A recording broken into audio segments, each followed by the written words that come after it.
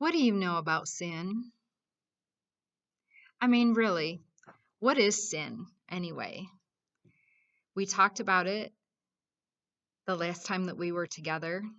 We had a couple of different illustrations about what sin looks like, about what sin feels like. Sin is missing the mark of God's perfect will in your life. How do you know when you miss the mark? Maybe you don't know all of the Bible. Maybe you don't know all of the commands of God. Maybe you don't know fully what his standard is. Well, God created you. He rules. He loves you. And he created you with a way of knowing when you miss the mark. You have something that happens on the inside of you that feels like guilt. And feeling guilty isn't necessarily a bad thing. That feeling of guilt or conviction is when we know that we miss the mark. We are not achieving God's standard. We're not in his perfect will. It's often a feeling that we want to hide from. We want to brush it away. We want to push it away because it just feels so icky. It stinks. Sin stinks. You want to know why it stinks? Sin stinks because it's death. The Bible says that when we sin, we're falling short from God's glory. And the penalty of sin is death.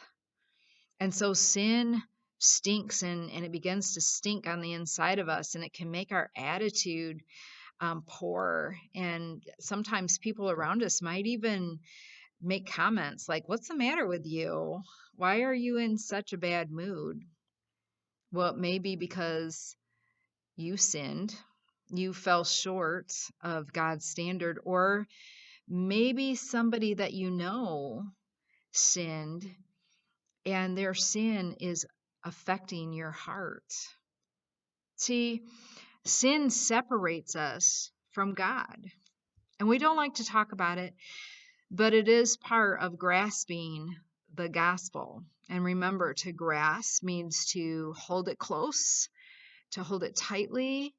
And in this case, we're holding it tightly in our heart and we're comprehending it.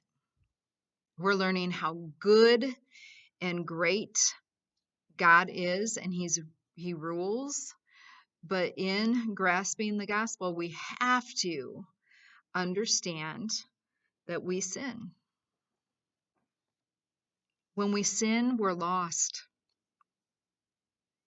When we're sinning, we're so out of the will of God. And the Bible says that sin requires punishment. Jesus, though, the Son of God, the one who creation was made through and for, and the one who holds it all together, he is our cure from this guilt and filth from sin. And we're going to learn about that more on Sunday. See you then.